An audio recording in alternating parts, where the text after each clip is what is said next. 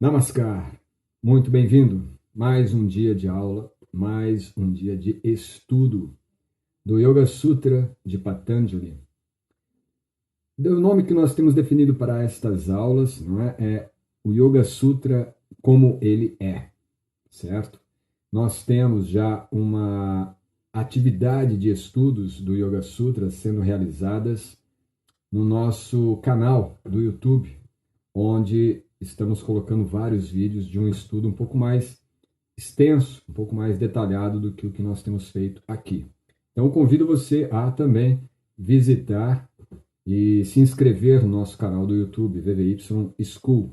Então, a proposta é justamente esta: estudarmos e entendermos o Yoga Sutra de Patanjali como ele é, e não como nós gostaríamos, seguindo um pouco aí as instruções de Bhaktivedanta Swami Prabhupada. Muito boa noite a todos que estão chegando, muito feliz com a presença de vocês, é sempre uma grande satisfação, porque o compromisso meu junto ao VVY é justamente transmitir um conhecimento autêntico, transmitir um conhecimento que não meramente vá apenas ilustrar, não é, alguma estante ou alguma condecoração, mas o objetivo é realmente transmitir um conhecimento que possa ter significado na vida de todos nós, tá bem? Então, muito obrigado pela presença, Marcelo, a Fátima, a Roberta, a Rosiana, mais quem? O Davi também presente, Leila Viana, muito bem, Sarva, ótimo, vamos lá.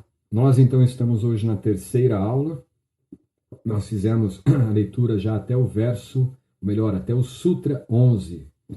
E, como vocês sabem, nós fizemos essa apresentação na primeira live, que a escritura de Patanjali, conhecida como Yoga Sutra, ela é composta de 197 sutras, e que sutras são, então, pequenas frases, não é? São silogismos ou aforismas, melhor dizendo, onde apresenta-se, assim, a visão mais ampla do yoga. Estamos aqui também com a Eleusis, muito bem.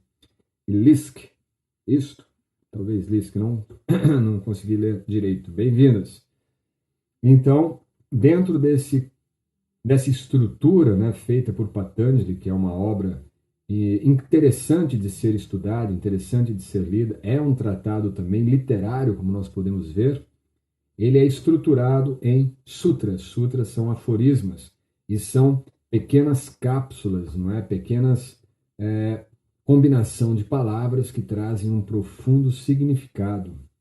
E também expliquei que o motivo disto, assim como outras escrituras também seguem este modelo de sutra, como o Vedanta Sutra, como também o de Kapila Sankhya Sutra, certo? Então, é um modelo de escrita onde se condensa um conhecimento que muitas vezes é muito profundo, muito mais amplo.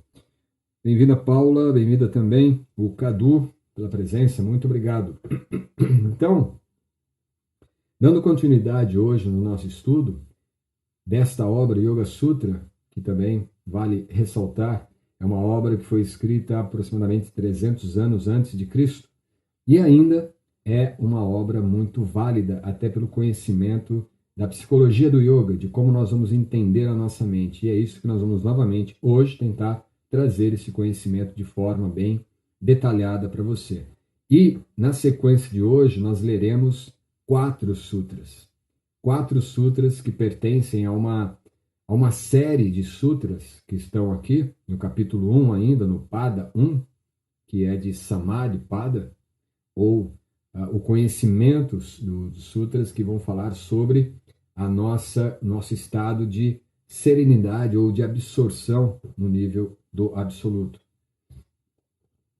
Claro que são conceitos ainda bem preliminares, não é? Não é que nós vamos já adentrar esta absorção no Supremo no primeiro momento. Tudo é um conhecimento teórico para que nós possamos colocar isso em prática para alcançar, então, um nível mais elevado de consciência, um nível mais elevado de atuação no mundo. E esta sequência de sutras, que vai do Sutra 12 ao 16, ela fala de um tema bem específico e que é muito importante dentro do yoga. Esse mesmo tema é tratado também no Bhagavad Gita, que é um texto já um pouco mais antigo. O Bhagavad Gita, deixa eu tirar o som aqui das notificações, pronto. O Bhagavad Gita, ele fala também de Abhyasa e Vairagya, correto? Abhyasa e Vairagya. E é este mesmo tema que está aqui presente neste grupo de sutras, do Sutra 12 ao Sutra 16, do primeiro capítulo do Yoga Sutra de Patanjali. Abhyasa e Vairagya. E o que é Abhyasa e Vairagya? Não é? Creio que alguns aqui que já fazem ou fizeram o curso do VVY ou estudam o Yoga conosco, certamente lembrar-se-ão que é, então, Abhyasa, prática constante, disciplina contínua, prática constante e Vairagya, desapego, desprendimento. Isso é muito importante. Vamos já, antes de entrar nos sutras, explanar um pouco isso para facilitar a leitura desses sutras. Abhyasa é a prática contínua, a prática constante, é uma disciplina que nós temos contínua, que não para, certo? Nós podemos ter algumas disciplinas que às vezes elas são deixadas de lado. São disciplinas que nós às vezes não sentimos um resultado. No yoga, a disciplina traz resultados. Na meditação, a disciplina traz resultados. Na aquisição de conhecimento, conseguimos observar resultados. Quando, claro, são conhecimentos válidos, conhecimentos fidedignos, autorizados, correto? Agora, a disciplina, então, nesse caso, nesse contexto do Yoga Sutra, dado como Abhyasa, é a prática constante. Significa que nós devemos ter, então, uma disciplina e constantemente rever essa disciplina, constantemente aplicar essa disciplina e constantemente validarmos também esta disciplina. Da mesma forma, temos que praticar Vairagya, o desapego, o desprendimento. E, naturalmente, isso às vezes assusta um pouco, né? O tema de desapego dentro do yoga, até porque o yoga muitas vezes é dado dentro de um contexto que, para a nossa cultura ocidental, às vezes é um pouco exótica demais, não é? Que diz respeito justamente a um desapego material, aquele desprendimento, aquele estilo de vida de realmente abandonar tudo e morar na floresta ou morar nas montanhas, nos Himalaias. Esta é uma concepção equivocada e é dado, inclusive, no Bhakti Rasamrita Sindhu, por Rupa Goswami, na Idade Média ainda, isso em 1620, mais ou menos, aliás, 1520, sobre a falsa renúncia, Palgu Vairagya, certo? Palgu Vairagya e Yukta Vairagya. Yukta Vairagya é a perfeição da renúncia. Palgu Vairagya é uma falsa renúncia. Significa que nós podemos ir para as montanhas, podemos ir para a floresta, abandonar o nosso emprego, abandonar a família, abandonar os compromissos, abandonar tudo. Mas isso não foi abandonado de forma profunda no nosso ser. O nosso ser, que envolve a mente, os pensamentos, as nossas atitudes e comportamentos, certamente ainda estão apegadas aos hábitos anteriores, apegada a resultados, apegado a, principalmente, os frutos daquilo que nós realizamos. Então, eu posso muitas vezes buscar uma renúncia falsa de me afastar de tudo e demonstrar, né, uma pretensa renúncia, mas estar ainda querendo algum resultado, querendo algum fruto disso. Pode ser fama, pode ser bajulação, apreciação, pode ser alguma coisa fundada justamente em aspectos materiais, egoístas, não é? De reconhecimento, enfim, coisas que estão totalmente no nível material, no nível corpóreo, no nível egóico. Então é uma falsa renúncia. Logo, o que é dado aqui como Vairagya é uma renúncia mais sutil. Lembre-se que Abhyasa é a prática contínua. Logo, essas duas bases são essenciais no yoga, a prática contínua e o desapego. Então dá para entender que esse desapego não é simplesmente um desapego material. é o desapego justamente dos resultados da prática. Porque pense, é muito comum, e para quem já está praticando, está convivendo, né, com o ambiente de yoga, é muito comum nós, até mesmo em nós mesmos, não apenas nos outros, mas percebermos às vezes que estamos um pouco mais, não é, manifestando uma soberba. Porque agora eu estou praticando yoga, eu sou melhor do que o outro, eu sou superior ao outro. Porque eu estou praticando yoga, eu tenho mais conhecimento, eu tenho mais sabedoria, ou eu tenho uma consciência melhor do que o outro. Porque eu estou praticando yoga, agora eu tenho mais flexibilidade, consigo fazer posturas que outras pessoas não fazem, entende? E isso tudo é o que deve ser então aplicado dentro de Vairagya, a renúncia a esse tipo de identificação, a renúncia a esse tipo de postura, soberba, arrogância, egoísmo.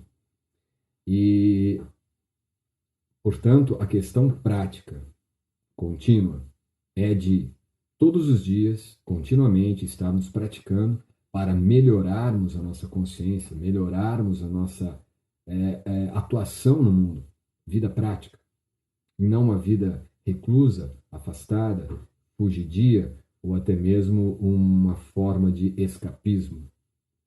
Não, prática constante é estar praticando sua série de yoga, praticando com disciplina a sua rígida determinação assumida de conseguir um objetivo na prática, mas um objetivo de desenvolvimento. E à medida que nós nos desenvolvemos no yoga, menos forte estará este nosso ego para dizer: eu agora sou muito bom como um grande yogi.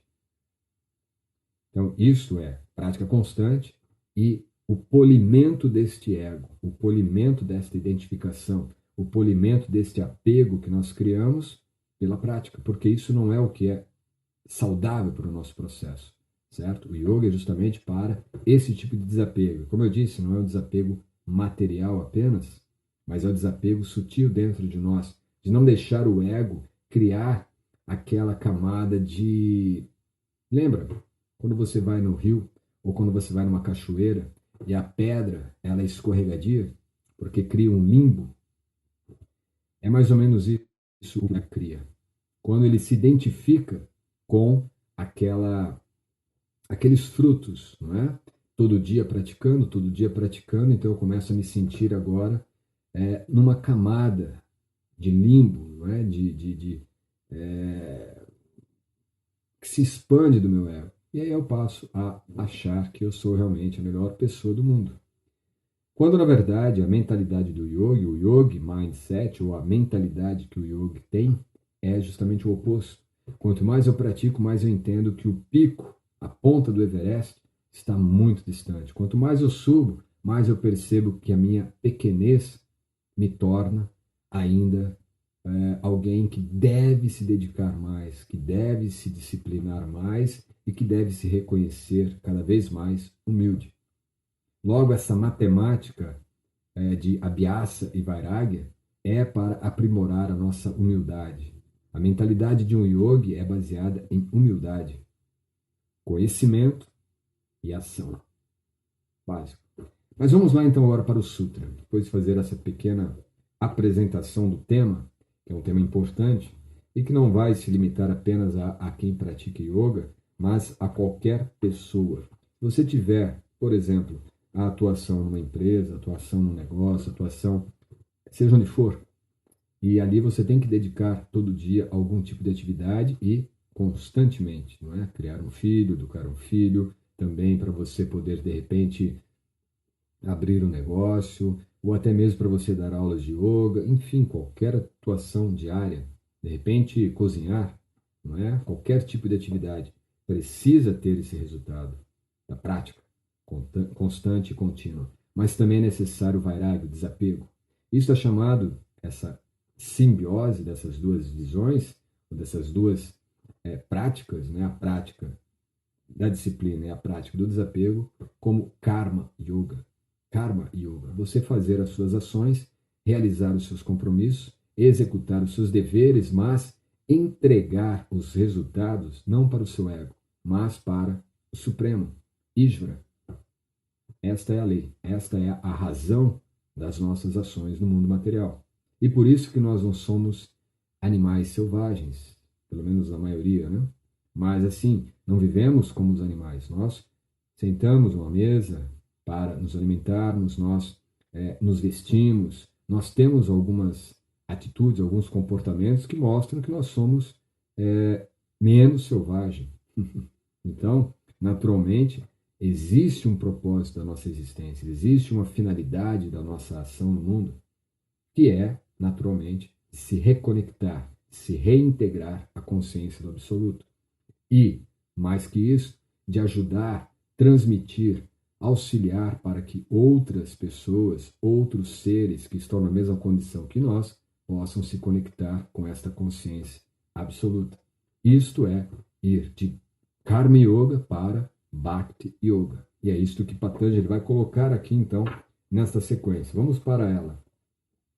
Como eu disse, o tema desta sequência de sutras é Abhyasa e Vairagya, prática constante e desapego. E ele diz já no primeiro sutra dessa lista, Sutra 12, capítulo 1, Pada 1,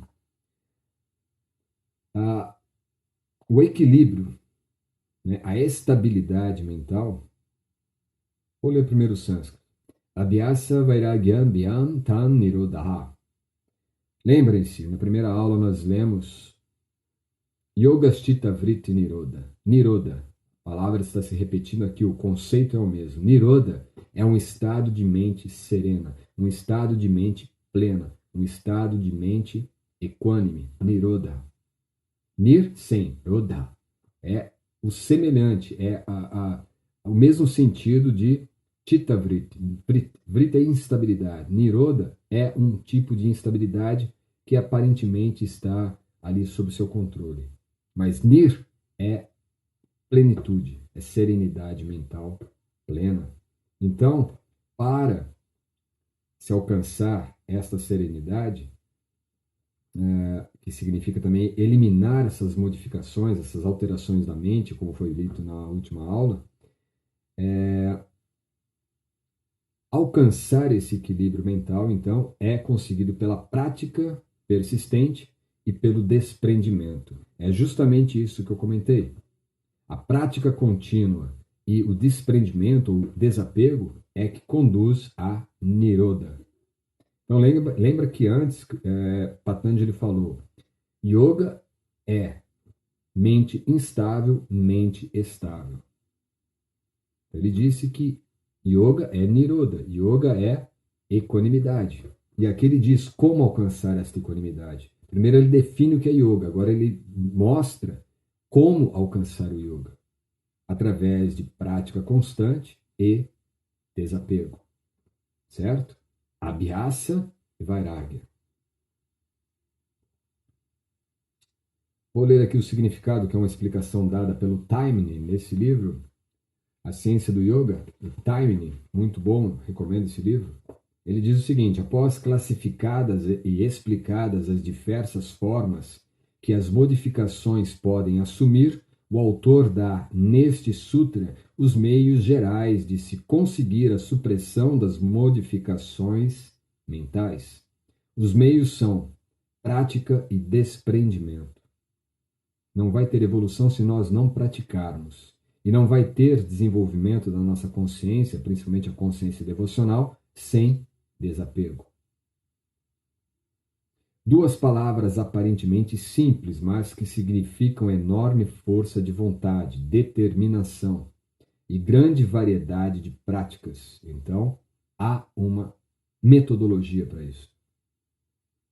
As duas palavras foram definidas nos sutras subsequentes, porém, seu pleno sentido só pode ser compreendido depois de estudado o livro completo. Então, aqui ele está dando uma definição sobre como alcançar o yoga. Yoga é equanimidade. E como alcançar a equanimidade? Através da prática constante e do desapego. Como eu disse, isso também está explicado no Bhagavad Gita. Patanjali não era um hippie muito fora da realidade, né? Ele estudava as escrituras, ele estudava os tratados védicos, certo? Sutra 13, ele vai explicar mais agora. Ele vai falar sobre o que é, então, Abhyasa, de forma mais plana ou plena. Sutra 13, Tatra Sthito Yatno Bhyasaha. Tatra Sthito Yatno Bhyasaha. Tradução. Abhyasa, ou a prática constante, é o esforço para permanecer firmemente estabelecido neste estado de equanimidade, certo? Então, a Abhyasa é o esforço que nós empreendemos para ficarmos naquele estado de equanimidade do yoga. Por exemplo, se você tem uma prática de yoga, você faz uma prática hoje e se sente super bem.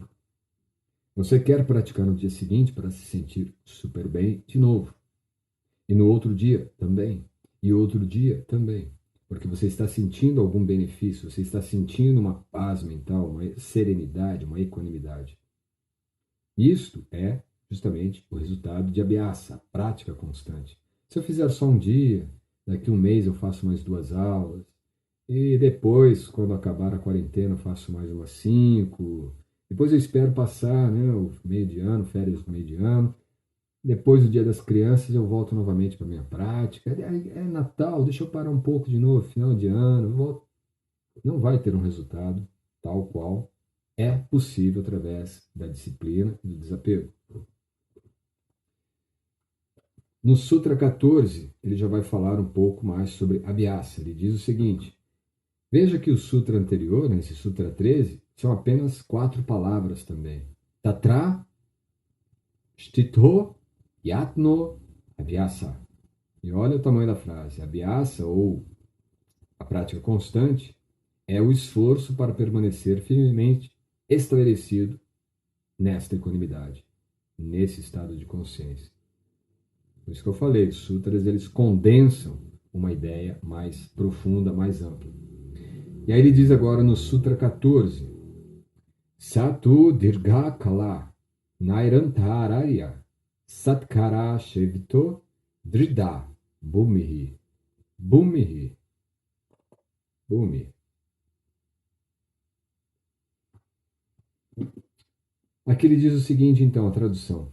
Abhyasa se torna firmemente estabelecida, ou a prática constante se torna realmente algo estabelecido no nosso processo, depois de praticado por longo tempo, sem interrupção e com espírito de reverente devoção.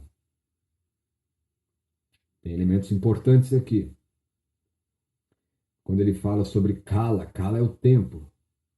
Kala, Dirga Kala é que não é um tempo curto. Não vai ser numa primeira aula que você vai já sentir uma bem-aventurança. Não é numa primeira aula, numa única aula que você vai sentir a sua natureza espiritual, como foi falado no Sutra 3. Lembram-se? Ele comentou que através desta equanimidade mental é possível então observar o próprio ser, a sua própria natureza. Mas para chegar àquele estado de observar a própria natureza, que é o Nirodha, é necessário ter isso, Abhyasa e Vairagya. E ele está dizendo agora que esse estado de prática contínua se torna firmemente estabelecido, quer dizer, você começa a sentir um gosto na prática depois de um tempo de prática, não é numa coisa imediata. Eu amanhã vou começar a aula de yoga e ai, que maravilha, nunca mais eu vou parar. Não é somente um desejo. Eu tenho que realmente provar essa prática, provar essa experiência. E essa experiência tem que tocar lá no fundo, lá dentro da nossa alma. Aí sim, isso se torna um pouco mais compreensível e alcançável de forma prática. E aí ele diz também, deve ser praticado por longo tempo. De certa forma,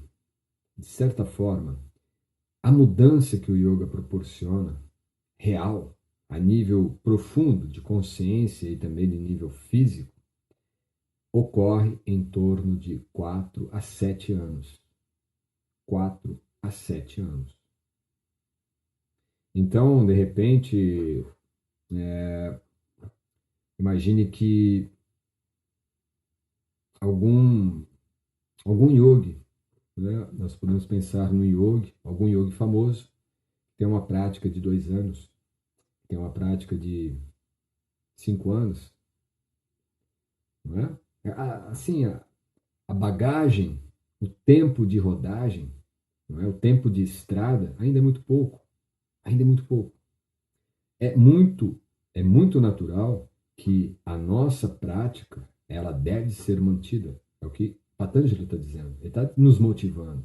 Prática contínua. Mas essa prática contínua só traz resultado depois de um longo tempo. Então não adianta ter uma prática contínua de uma semana, de um mês ou de um ano.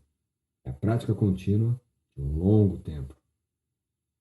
Eu comecei minha prática em 95, século passado ainda, 1995.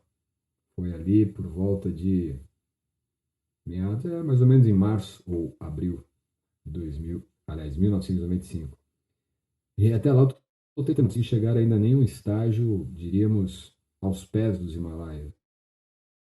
Tem muito, né? Então é muito assim, às vezes, pretensão de alguns se achar um yogi, não é, com a prática de um ano. Então é uma cautela necessária, certo? Mas vamos lá. Então, praticar a Abhyasa, praticar esta disciplina contínua por um longo tempo, é que vai proporcionar a firmeza, a determinação na prática de Abhyasa. Então, uma fortalece a outra. A prática vai fortalecer, aliás, a disciplina vai fortalecer a sua prática por um longo tempo. E à medida que esse tempo passa, nós começamos então a adentrar mais no nosso ser, a melhorar a nossa compreensão sobre a nossa própria natureza e elevar a qualidade de consciência que nós estamos tendo. Então, isso muda completamente os parâmetros da nossa vida, da nossa existência, certo?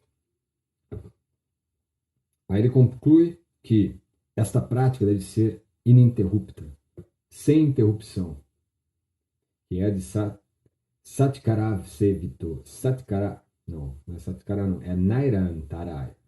Nairantaraya. Nairantaraya é ininterrupto, ininterrupto. E aí sim, com o espírito de devoção, Satkara Sevito. Sevi é de seva. Seva é servir, a devoção, o amor. Aquilo que faz você, então, servir algo que está acima de você, certo? Alguém que está além de você. Naturalmente, isso é Ishvara, como ele vai falar logo em breve aqui nos sutras. Vou ler novamente, porque esse sutra é um pouco mais longo, como vocês puderam observar. Tem 1, 2, 3, 4, 5, 6, 7, 8, 9, mas são, na verdade, com combinações de palavras, tem umas 12 palavras aqui nesse sutra. Então, a tradução é um pouco mais longa. Vou repetir. A Abhyasa se torna firmemente estabelecido, ou a prática constante se torna estabelecida, depois de praticada por longo tempo, sem interrupção e com espírito de reverente devoção. Então, aqui são vários elementos que devem ser aplicados na nossa prática, aplicados na nossa disciplina. Ininterrupto e um espírito adequado, um espírito de devoção, um espírito de entrega ao Supremo. E esta concepção de um espírito de entrega pode ser feita em qualquer coisa, tá? No seu trabalho, na sua relação com a família, na sua educação dos filhos, no seu processo mesmo de desenvolvimento, tudo isso, tudo, cada instante da nossa vida pode ser aplicada essa concepção de Satkara Sevito. Satkara Sevito, que é um espírito de devoção reverente, que não se dirige a nenhum tipo de humano, ser humano no nosso nível. Não a um político, não a um líder, não a nada. É a Deus. Pronto. Ao Supremo. Ok. Vamos lá então para o Sutra 15 agora, o penúltimo sutra desta série. Sutra 15, ele vai falar agora sobre... Se ele falou de Abhyasa, nesses dois últimos sutras da série de Abhyasa e Vairagya, ele vai falar então de Vairagya, vai falar do desapego. E ele diz o seguinte: Drishtanu Shravika Vishaya Vritsnaisya Vasikara Sanja Vairagyam. Também é um sutra longo, né? Ele não poupou palavras para compor os sutras nessa série aqui. A tradução é aproximadamente a seguinte: a consciência de perfeito domínio dos impulsos, aqueles impulsos que lá no início foi falado de vrits, aquilo que cria instabilidade mental, a consciência de perfeito domínio desta instabilidade mental, que muitas vezes é provocada por desejos, no caso de alguém que tenha cessado de ansiar pelos objetos vistos ou não vistos, é vairagya. Olha a definição, então, que é dado de renúncia. A renúncia é quando nós temos uma consciência perfeita, a consciência de domínio perfeito sobre os impulsos que surgem de dentro de nós, motivados por desejos sensoriais, desejos materiais, desejos corpóreos.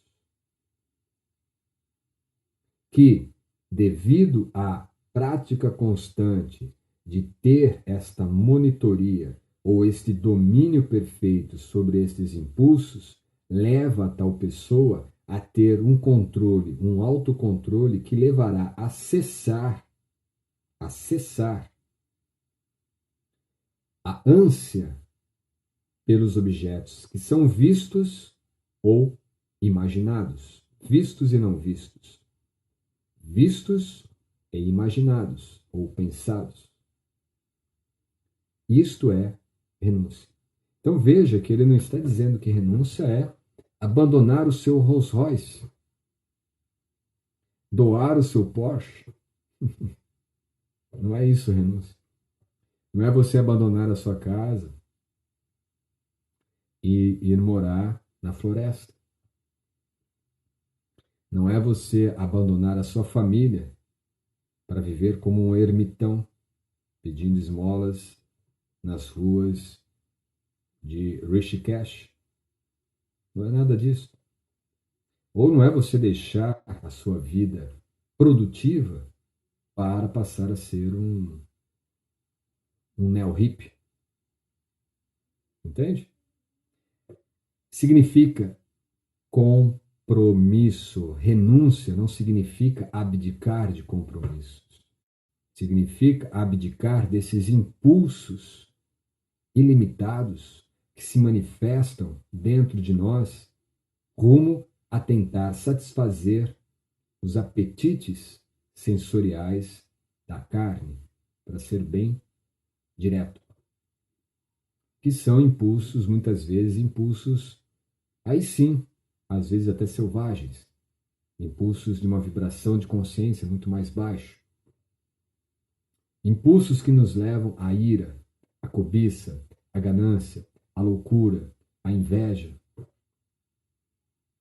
tudo isso. Então, são estes elementos que Patanjali coloca como dignos de renúncia. E a mesma definição foi dada por Rupa Goswami no século XVI e também está presente, antes do Yoga Sutra, no Bhagavad Gita. Veja que no Bhagavad Gita existe um verso super importante, extremamente importante. É a última instrução de Krishna, onde ele diz Sarva Dharmam Parityajya Mamekam Sharanam Vraja. Significa, abandone todas as suas atividades que estejam ligadas a impulsos materiais. Ele fala Sarva Dharma, não é? Mas Dharma, a palavra Dharma, ela tem muitos significados. E Dharma tem também como significado a religiosidade, não é? Só que na época em que o Bhagavad Gita foi falado, não existia uma religião institucional, não existia uma religião definida. Então, o que ele está dando aqui como Dharma é justamente os deveres que não estejam alinhados com a sua natureza espiritual, a sua natureza essencial, a sua natureza intrínseca. Certo? Por exemplo, você, para ilustrar, né? Para ilustrar, geralmente se usa a imagem de um asno que corre atrás de uma cenoura que está amarrada à sua cabeça. E a cenoura está pendurada à frente dele. E ele quer pegar a cenoura. E para pegar a cenoura, ele anda. E nisso de andar, é claro, é o motor, né? É o motor para o dono do asno colocar lenha, pedras, tudo que precisar para o asno carregar. E o asno, em busca da sua cenoura, ele desconsidera que está carregando tal bagagem nas suas costas. Entende? Isso mais ou menos é o que nós devemos abdicar, nós devemos abandonar. Isto é vairagya. Abandonar aquilo que é desnecessário na sua vida. E veja, não é o externo, é muitas vezes e sempre, na verdade, interno. Aquilo que é desnecessário internamente. Por exemplo, agora atual, muito atual, é ficar cultivando, acumulando, apegado a notícias que geram medo, a notícias que geram confusão, a notícias que geram pavor, pânico. É um tipo de apego do qual nós devemos nos livrar, porque são apegos sutis que estão mexendo com o nosso cérebro, estão mexendo com as nossas emoções, estão mexendo com a nossa imunidade, estão mexendo com a sua liberdade. A consciência de perfeito domínio dos desejos ou desta instabilidade mental, no caso de alguém que tenha cessado de ansiar pelos objetos vistos ou não vistos, é vairagya. Então, o exercício que a gente pode trazer aqui já é observar. Inclusive, se você já acompanha o nosso podcast do VVY School, não é? Yoga Mindset ou Yoga Cast, tem lá no nosso site, tem uma aba ali que você vai clicar lá em cima no menu, tem ali podcast. Hoje foi disponibilizado o podcast falando sobre autocontrole, que não foi nada planejado, parece assim coincidência, mas não. Realmente, o assunto, o tema é muito, muito pertinente ao que Patanjali está dizendo aqui. Depois vale a pena você dar uma olhada lá, que estará muito interessante para você, de repente até complementar um pouco do que está sendo dito aqui nesses sutras, perfeito? Então aqui na verdade essa vairagya, ela vai nos dar a capacidade do autocontrole. Simples. Vairagya, o desapego, nos dará a capacidade do autocontrole, já que muitas vezes o autocontrole é quando nós conseguimos reter ou delimitar esses impulsos que eu disse, sutis, que estão atuando a partir da nossa mente em função dos nossos sentidos de percepção do mundo. O último sutra dessa sequência, ele vai dizer o seguinte, é o Sutra 16 do primeiro capítulo. Tat param purusha kyater guna vaitrishnyam. Tat param purusha. Tat param. Param transcendental, purusha, pessoa suprema. Kyater. Guna. Guna, os nós, as qualidades da natureza material. Vaitrishnyam. A tradução é a seguinte. Esta é a mais alta renúncia. Qual? A renúncia que foi falada antes. Sutra anterior. Renunciar a esses impulsos. Ter controle sobre esses impulsos e não alimentá-los, não realizá-los. Não seguir a esses impulsos sutis, sensoriais. Então, esta é a mais alta renúncia. E não aquela renúncia que eu falei, a renúncia material meramente, na qual, devido ao estado desperto do ser, cessa o mais leve desejo pelos gunas. Guna é um conceito vindo de Sankhya e que está presente no Bhagavad Gita, muito bem explicado, existe um capítulo só sobre isso. Também, se você ainda não conhece o Bhagavad Gita, no nosso canal do YouTube tem uma playlist com todo o Bhagavad Gita lido, uma leitura, é um audiobook do Bhagavad Gita. E tem uma playlist também que é de um estudo comentado, não é, para iniciantes. Nós estamos ainda no capítulo 1. Vale a pena então você se inscrever no canal do VVY School do YouTube para poder conhecer o Bhagavad Gita e entender no capítulo 16, se não me engano, capítulo 16, 17. Acho que é no capítulo 16 mesmo que fala sobre os gunas. Gunas, então, são as qualidades da natureza material. Tamas, ignorância ou inércia. Sattva, paixão ou dinâmica, instabilidade. E sattva, que é equilíbrio, equanimidade. São as três qualidades que regem toda a natureza material. E por que ele coloca isso? Né? Vamos voltar aqui.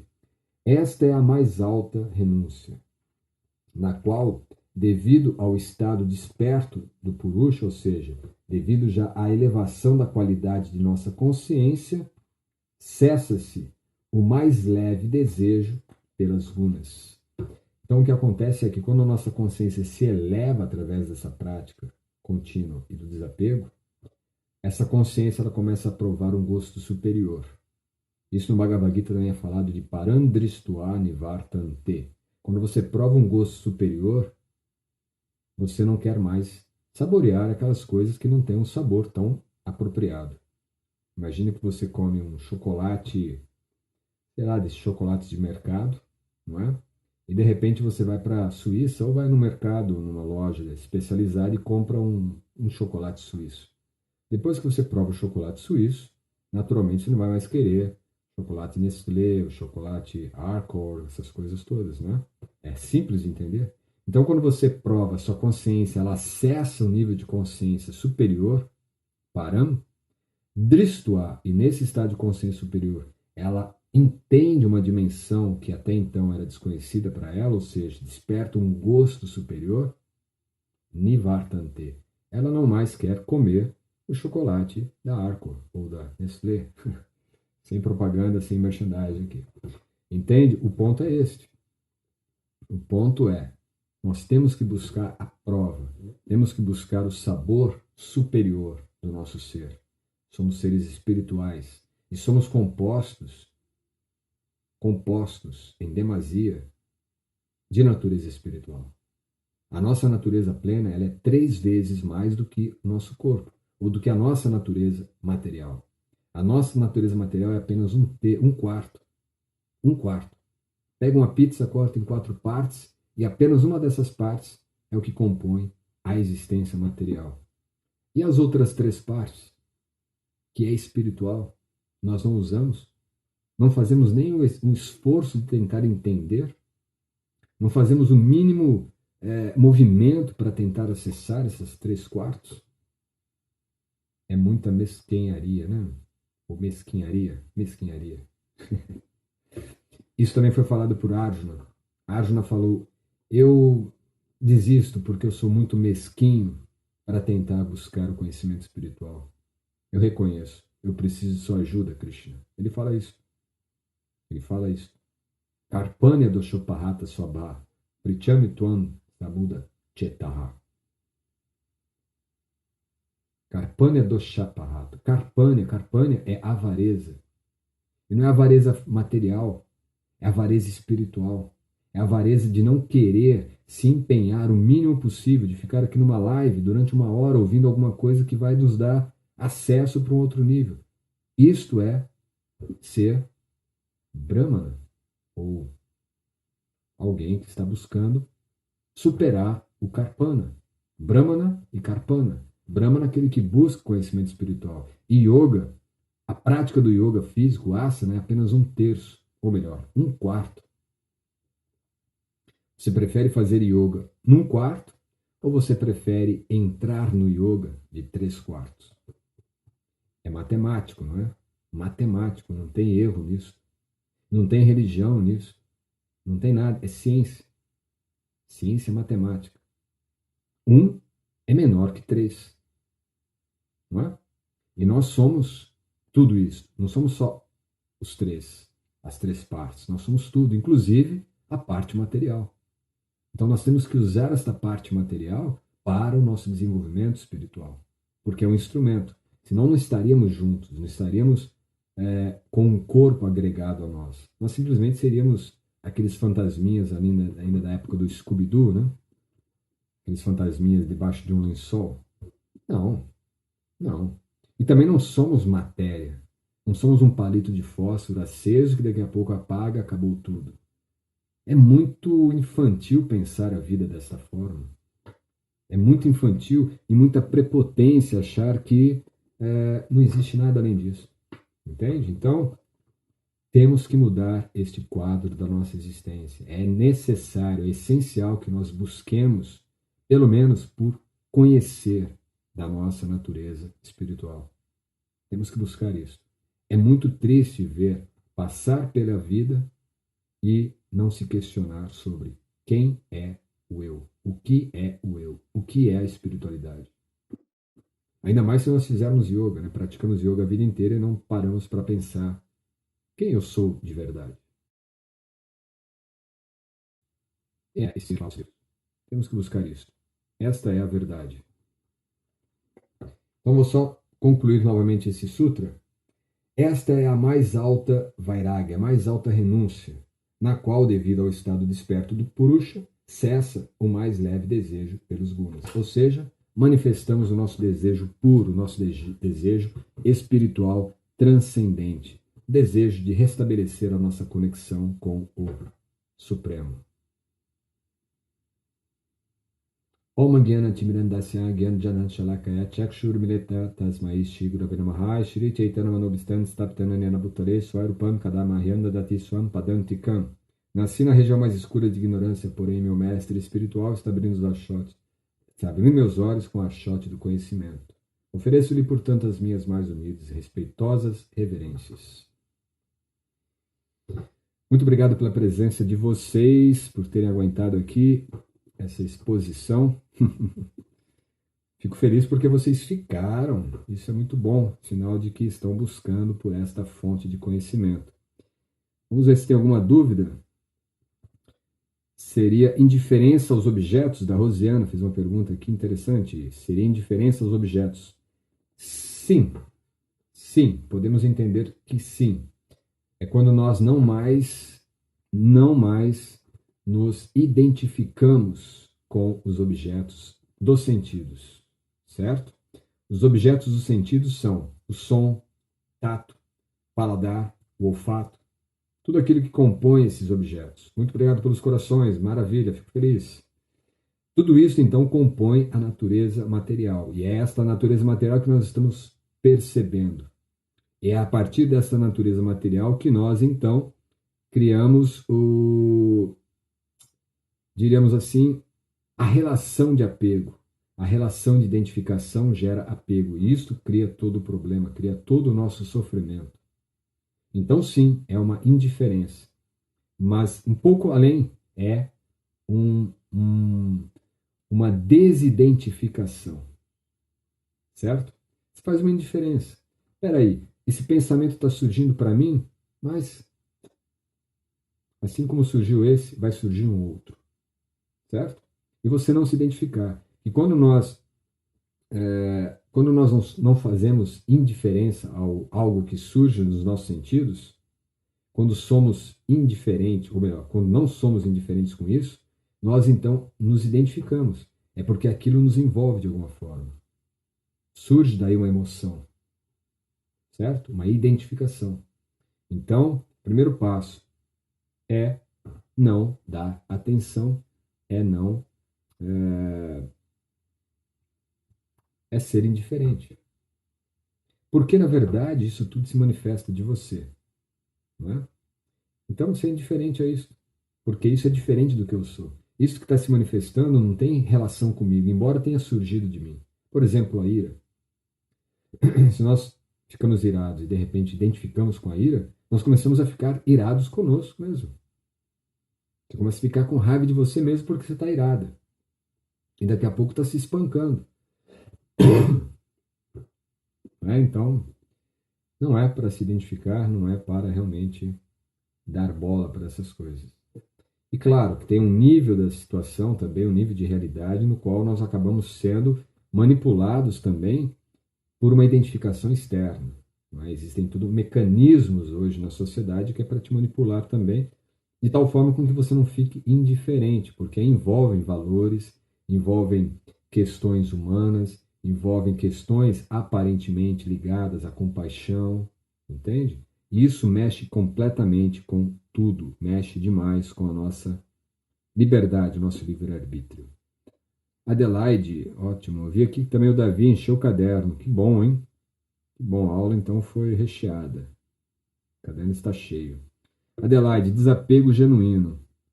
Surge paz interior, encontro com Deus. É exatamente. Senão não é genuíno, senão é um desapego falso. Né? Estou desapegado de tudo, mas estou louco, louco para algum tipo de gratificação sensorial. Não é? Então, o termômetro é justamente esse, é estar em paz. Surgem, né, aqueles paraísos artificiais, não é? Aquele harem, não é? Aquele harem que a gente espera depois da morte. Essas coisas surgem. Isso é indiferente, porque você está em paz. Isso tudo não altera a sua paz interior. Porque você está conectado com Deus. Sem nenhum tipo de preconceito. Yogis e yoginis não têm um preconceito com a palavra de Deus. Falaram para nós durante séculos que Deus é uma ilusão. Não é? Penso, logo existo. Então, se eu penso, eu existo sem a existência de algum outro Deus. Eu sou Deus. Essa é a grande lacuna da crise existencial que a gente vive hoje. Mas a crise de espiritualidade no mundo. Entendeu? Depois vem aquele maluco de hospício que foi o Nietzsche falando que Deus está morto. Realmente, é isso aí, encontro com Deus. Perfeito. Aqui, Marcelo. A sacada é trazer a paz de espírito para a nossa vida habitual. Exato. É muito mais fácil ser feliz em um campo verdejante, mas ser feliz na cidade, no agito, nas competições, que é um grande desafio. Exatamente, Marcelo. Isso aí é coisa na prática. Vida espiritual não é vida espiritual somente em templo, não é recluso, afastado da realidade. Isso aí, na verdade, é um escapismo. Você falou tudo. E é nesse contexto que nós temos que praticar abhyasa e vairagya. Entende? É nesse contexto. Eu não vou só praticar abhyasa quando eu estou no estúdio de porcelana, né? Tudo decorado, com uma paisagem da Índia ou Bali. E também não vou praticar renúncia quando, assim, a bolsa está nos 120 mil pontos, né? Aí você renunciado. Ou também quando perdeu tudo, na bolsa já nos 60 e poucos mil pontos. Mas é isso mesmo, Marcelo, você já entendeu a lição, tá? Já vai passar para nível 2. É isso mesmo. É assim que é interessante, é trazer para a nossa realidade. Eu vivi como monge, né, vocês sabem, 10 anos. E era disciplina diária e desapego. Chegou um momento que eu pensei, peraí, mas aqui está fácil, aqui está confortável. Está confortável para mim dentro de um templo. Eu quero experimentar a vida lá fora. Eu quero experimentar a vida com essa consciência sem uma roupa de um monge. Eu quero viver a vida com esta consciência sem a cabeça raspada como um monge. Porque a nossa vestimenta não diz realmente quem somos. É a nossa consciência. Então você pode estar no campo, mas pensando na cidade, pensando no shopping, pensando nas compras. E você pode estar na cidade realmente com uma consciência num outro plano. Perfeito.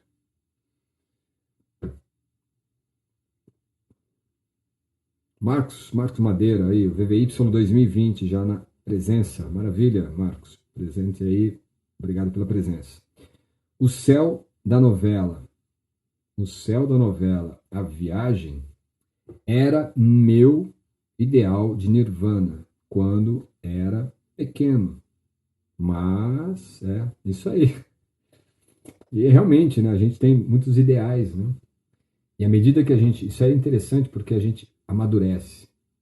E à medida que nós amadurecemos, nós começamos então a compreender melhor a realidade que nós estamos envolvidos e a realidade que nos constitui, porque são duas coisas. Por exemplo, hoje nós temos uma realidade que está nos limitando, está tirando nossa liberdade, veja bem, está tirando a nossa liberdade de indivíduo. Presta atenção nisso. Mas existe a nossa realidade íntima. nossa realidade interior, certo? Que é espiritual, é no outro nível. Mas a gente está andando ainda muito no raso, até que nós começamos a pisar na areia movediça, e aí então vemos que, poxa, aquilo que me contaram na novela não é o verdadeiro Nirvana. Isso mesmo, Eleusis. Acredito que a não identificação com o sensorial total não existe. A nossa não identificação com o sensorial total não existe. Integralmente, existe para onde eu dirijo a identificação. É mais ou menos isso, mais ou menos isso. Porque imagine, nós também estamos numa condição, né, porque nós acreditamos num senso comum, não é, numa regra que foi estabelecida durante já alguns séculos, de que isso tudo que nós vivemos é uma realidade. Assim como, por exemplo, se o homem pisou a Lua, né, ou se o planeta realmente é redondo, é plano, é circular, é uma esfera, ou o que é, né? Então, na verdade, sim, a gente tem crenças, e aí isso a gente não questiona, não é? Agora, imagine se um yogi ele chega ao ponto de se desidentificar com tudo, mas ele não se desidentifica, ele não perde a identidade dele com o Supremo. Esse é o ponto mais importante.